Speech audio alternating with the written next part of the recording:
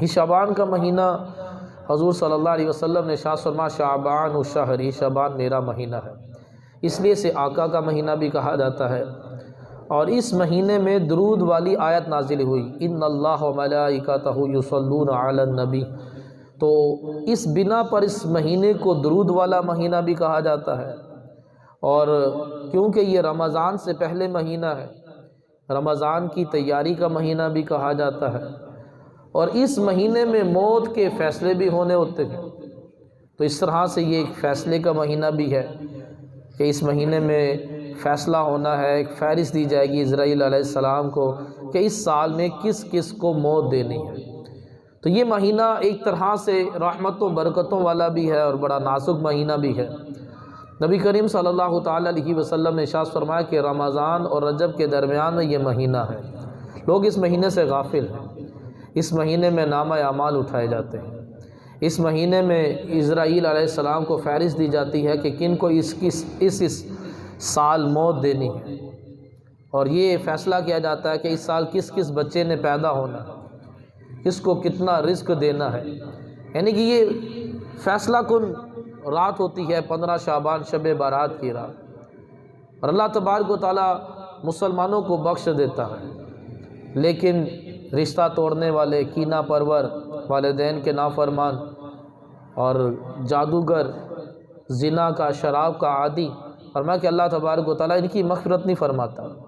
یہ رات رحمتوں برکتوں والی ہے، لیکن ان کے لیے نہیں ہے جو والدین کے نافرمان ہیں، ان کے لیے نہیں ہے جو رشتہ داروں سے تعلق توڑنے والے ہیں، ان کے لیے نہیں ہے جو بلا عذر شرعی اپنے سینے میں کسی کے لیے کینہ نفرت کرتے، ان کی بخشش نہیں ہوتی۔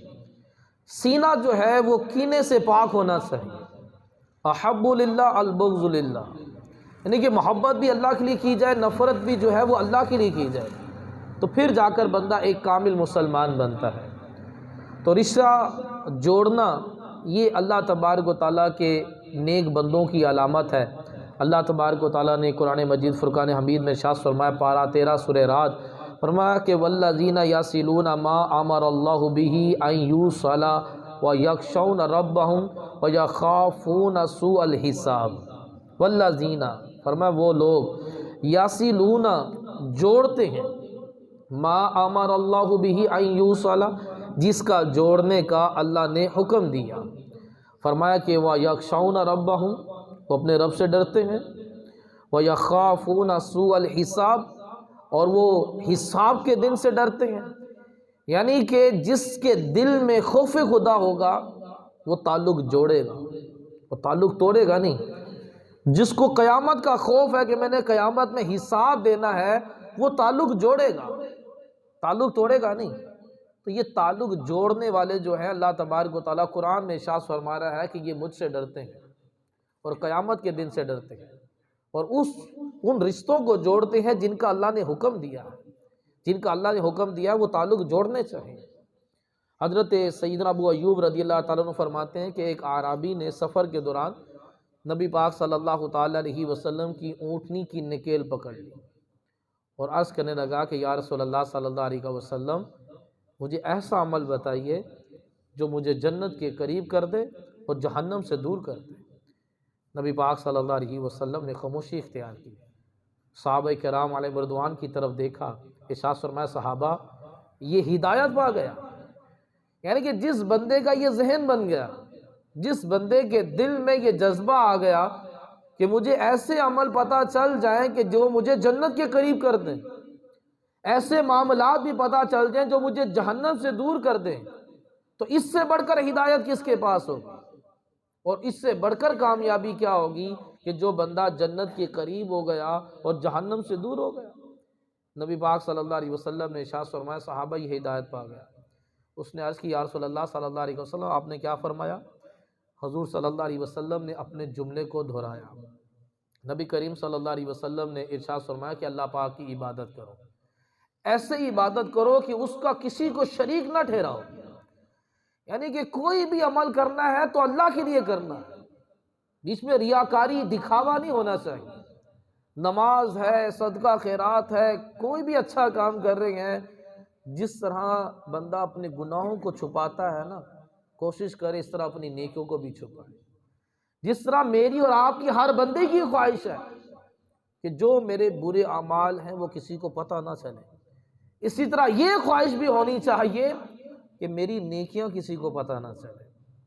نیکیاں پتہ چلنے کہ ہم بڑے خواہش مند ہوتے ہیں، لیکن برائی میری کسی کو پتہ نہ چلے۔ فرمایا اللہ پاک کی ایسے عبادت کرو کہ اس کو کسی کا شریک نہ ٹھہراؤ، نماز قائم کرو، زکوٰۃ ادا کرو، صلہ رحمی کرو۔ پھر فرمایا کہ اب اونٹنی کو راستہ دے، یعنی کہ جو تم نے پوچھا تھا میں نے بتا دیا۔ اس نے کہا تھا کہ ایسا عمل بتائیے کہ جو مجھے جنت کے قریب کر دے۔ فرمایا اللہ پاک کی ایسے عبادت کرو کہ اس کا کسی کو شریک نہ ٹھہراؤ، نماز قائم کرو، زکوٰۃ دو اور صلہ رحمی۔ صلہ رحمی رشتہ داروں کے ساتھ اچھا سلوک۔ ایک روایت میں یہ ہے کہ نبی پاک صلی اللہ علیہ وسلم نے ارشاد فرمایا رشتہ داروں کے ساتھ صلہ رحمی کرو۔ جب وہ لوٹ گیا تو رسول اللہ صلی اللہ علیہ وسلم نے فرمایا میں نے اسے جس چیز کا حکم دیا ہے اگر یہ عمل کرے گا تو اللہ پاک اسے جنت میں داخل فرمائے گا۔ ایک شخص حضور صلی اللہ علیہ وسلم کی بارگاہ میں حاضر ہوا تو آپ صلی اللہ علیہ وسلم صحابہ کرام علیہم رضوان کے جھرمٹ میں رونق افروز تھے۔ عرض کی کہ کیا آپ وہی شخص ہیں، آپ صلی اللہ علیہ وسلم وہی ہیں جو اپنے آپ کو اللہ پاک کا آخری نبی کہتے ہیں؟ نبی کریم صلی اللہ علیہ وسلم نے ارشاد فرمایا کہ ہاں میں ہی اللہ پاک کا آخری نبی ہوں۔ اس نے عرض کی یا رسول اللہ صلی اللہ علیہ وسلم مجھے یہ بتائیے کہ اللہ پاک کے نزدیک سب سے پسندیدہ عمل کیا ہے؟ نبی کریم صلی اللہ علیہ وسلم نے ارشاد فرمایا ایمان لانا۔ ایمان لائے نا، جتنے مرضی اچھے کام کرتا رہے کوئی عمل قابل قبول نہیں ہے۔ سارے عمل اسی صورت میں قبول ہوں گے جب ایمان ہوگا۔ ایمان نہ ہو تو کوئی عمل قابل قبول نہیں۔ اپنے ایمان کی حفاظت کرنی چاہیے۔ اللہ پاک نے ایمان دیا تو اس ایمان کی اس نعمت کا شکر ادا کرنا چاہیے۔ حضور نے فرمایا سب سے پسندیدہ عمل ایمان لانا۔ اس نے عرض کی یا رسول اللہ صلی اللہ علیہ وسلم پھر کون سا؟ فرمایا کہ صلہ رحمی کرنا، یعنی کہ ایمان لانے کے بعد جو سب سے پسندیدہ عمل ہے اللہ پاک کے نزدیک صلہ رحمی ہے، رشتہ داروں کے ساتھ اچھا سلوک۔ اس نے عرض کی یا رسول اللہ صلی اللہ علیہ وسلم اللہ پاک کے نزدیک سب سے ناپسندیدہ عمل کون سا ہے؟ فرمایا اللہ کا شرک کرنا۔ اس نے پھر عرض کی کہ اس کے بعد ناپسندیدہ عمل کون سا ہے؟ فرمایا رشتہ داروں سے قطع تعلقی کرنا۔ میں نے عرض کی پھر کون سا؟ فرمایا برائی کا حکم دینا اور بھلائی سے منع کرنا۔ جیسے وہ میرا جسم میری مرضی والی یہ معاشرے کے اندر برائی کی دعوت پھیلا رہی ہے اور بھلائی سے روک رہی ہے، یہ اللہ تبارک و تعالیٰ کے ناپسندیدہ لوگ ہوتے ہیں جو برائی کی طرف بلاتے ہیں اور بھلائی سے روکتے ہیں۔ حضرت سیدنا ابو ہریرہ رضی اللہ تعالیٰ سے روایت تاجدار رسالت صلی اللہ علیہ وسلم نے فرمایا کہ جو اللہ پر اور قیامت کے دن پر ایمان رکھتا ہے اسے چاہیے کہ مہمان کا اکرام کرے۔ فرمایا جو اللہ پر اور قیامت پر ایمان رکھتا ہے اسے چاہیے کہ رشتہ داروں کے ساتھ تعلق جوڑے رکھے۔ فرمایا جو اللہ پر اور قیامت پر ایمان رکھتا ہے اسے چاہیے کہ اچھی بات کرے یا خاموش رہے۔ یعنی کہ جو کامل طور پر جس کو رب تعالیٰ پر ایمان جس نے رکھنا ہے، جس کو قیامت پر ایمان ہے، کامل مسلمان، وہ رشتہ داروں سے تعلق جوڑے گا، وہ اچھی بات کہے گا، بری بات نہیں کہے گا۔ اور وہ فرمایا کہ مہمان آ جائے تو مہمان کا اکرام کرے۔ مہمان کا اکرام یعنی کہ اس کو عزت دے اور وہ ایک کوئی اچھا کھانا اس کو کھلائے اور کھانا دینے میں کھانا کھلانے میں تاخیر نہ کرے۔ سیدنا ابو ہریرہ رضی اللہ تعالیٰ سے روایت نبی کریم صلی اللہ علیہ وسلم نے فرمایا کہ جو اپنے رزق میں کشادگی چاہتا ہے اور اپنی عمر میں اضافے کو پسند کرتا ہے تو نبی کریم صلی اللہ علیہ وسلم نے ارشاد فرمایا وہ اپنے رشتہ داروں سے تعلق جوڑے رکھے۔ رزق میں کشادگی چاہیے اور عمر میں برکت چاہیے تو فرمایا رشتہ داروں سے تعلق جوڑے رکھے۔ سیدنا ابن عباس رضی اللہ تعالیٰ عنہ سے روایت کہتے توریت میں لکھا ہے کہ جو اپنی عمر میں اضافے اور رزق میں کشادگی کا خواہش مند ہو اسے چاہیے کہ وہ اپنے رشتہ داروں کے ساتھ صلہ رحمی کرے۔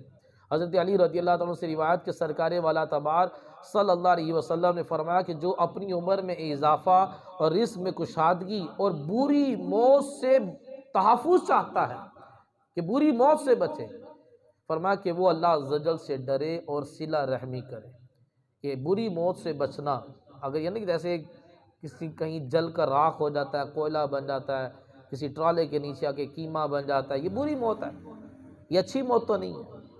حضرت سیدنا انس رضی اللہ تعالیٰ سے روایت ہے، نبی پاک صلی اللہ علیہ وسلم نے فرمایا بے شک اللہ عز و جل صدقے اور صلہ رحمی کے سبب عمر میں اضافہ کرتا ہے، بری موت کو دور کرتا ہے اور مکروہ اور ناپسندیدہ چیزوں سے بچاتا ہے، یعنی کہ جو چیزیں اس کو ناپسند ہیں اللہ تبارک و تعالیٰ اس سے بھی اسے محفوظ رکھے گا، اس کے رزق میں بھی برکت دے گا، اس کی عمر میں بھی برکت دے گا، جو اپنے رشتہ داروں سے تعلق جوڑے رکھتا ہے۔ ام المومنین سیدتنا عائشہ صدیقہ رضی اللہ تعالیٰ عنہ سے روایت کہ نبی کریم صلی اللہ علیہ وسلم نے ارشاد فرمایا کہ جسے نرمی عطا کی گئی،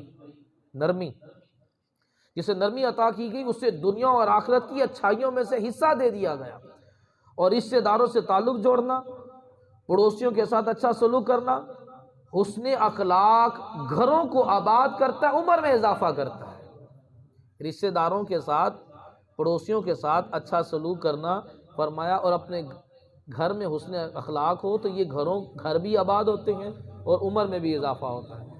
سیدنا ابن عباس رضی اللہ تعالیٰ عنہ سے روایت کہ نبی کریم صلی اللہ علیہ وسلم نے فرمایا بے شک ایک قوم کی وجہ سے اللہ تبارک و تعالیٰ دنیا کو آباد رکھتا ہے، ان کی وجہ سے مال میں اضافہ کرتا ہے، اور جب سے انہیں پیدا فرمایا ہے اللہ پاک نے اس قوم کی طرف ناپسندیدہ نظر سے نہیں دیکھا۔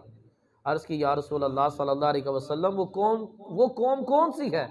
فرمایا یہ وہ لوگ ہیں، فرمایا کہ یہ رشتہ داروں کے ساتھ تعلق جوڑتے ہیں، فرمایا کہ ان کے اپنے رشتہ داروں کے ساتھ تعلق جوڑنے کی بنا پر یہ اللہ تبارک و تعالیٰ کے ایسے پسندیدہ بندے ہیں کہ ان کی بنا پر دنیا کو آباد رکھا جاتا ہے، رزق کے اندر اضافہ کیا جاتا ہے۔ سیدتنا عائشہ صدیقہ رضی اللہ تعالیٰ عنہ سے روایت ہے کہ اللہ پاک کے محبوب صلی اللہ علیہ وسلم نے ارشاد فرمایا رشتہ داری عرش کے ساتھ لٹکتی ہوئی کہتی ہے کہ یا اللہ جو میرے ساتھ تعلق جوڑے تو اس کے ساتھ تعلق جوڑ، جو میرے ساتھ تعلق توڑے تو اس کے ساتھ تعلق توڑ، یعنی کہ عرش کے ساتھ لٹکی ہوئی ہے، تو جو رشتہ داری قائم رکھے گا اللہ تبارک و تعالیٰ اس سے تعلق قائم رکھے گا، جو رشتہ داری کو توڑ دے گا اللہ تبارک و تعالیٰ سے دور ہوتا چلا جائے گا۔ سیدنا عبد الرحمن بن عوف رضی اللہ تعالیٰ عنہ فرماتے ہیں کہ میں نے نور کے پیکر تمام نبیوں کے سرور صلی اللہ علیہ وسلم کو فرماتے ہوئے سنا کہ اللہ عز و جل فرماتا ہے کہ میں ہی رحمان ہوں، میں نے رشتہ داری کو پیدا کیا اور اسے اپنے نام کا ایک حصہ عطا فرمایا، لہذا جو اس کے ساتھ تعلق جوڑے گا میں اس سے تعلق جوڑوں گا، اور جو اس کے ساتھ تعلق توڑے گا میں اس کے ساتھ تعلق توڑوں گا۔ تو یہ اگر اللہ تبارک و تعالیٰ کا قرب بھی چاہیے تو اس کے لیے بھی رشتہ داروں کے ساتھ تعلق جوڑنا قائم رکھنا ضروری ہے۔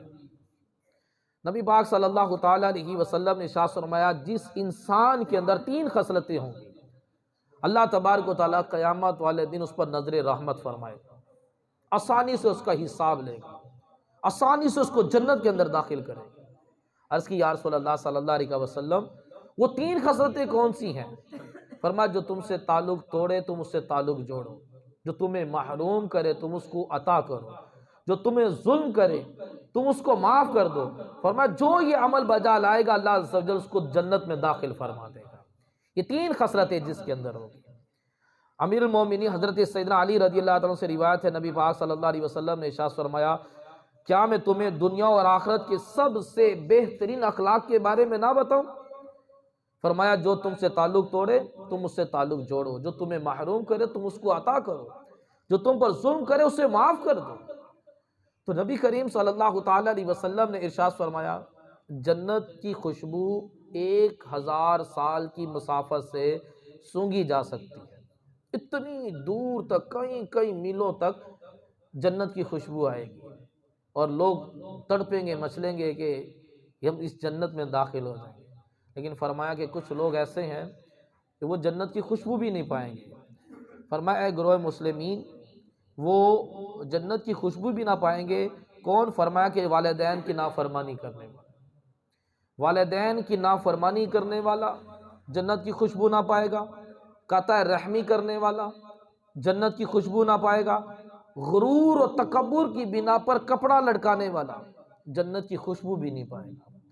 تو اب یہ رات 15 شعبان کی رات رحمت و برکتوں والی تو ہے، لیکن بے شمار بد نصیب لوگ، رشتہ داروں سے تعلق توڑنے والے، کینہ رکھنے والے، اس رات ان کو کوئی برکت نہیں ملے گی۔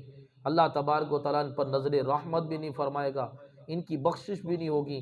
اللہ تبارک و تعالیٰ فرمائے گا ان کو چھوڑ دو، اور قبیلہ بنو کلب کی بکریوں کے برابر مسلمانوں کو بخش دیا جاتا ہے، لیکن تعلق توڑنے والوں کو بخشا نہیں جاتا۔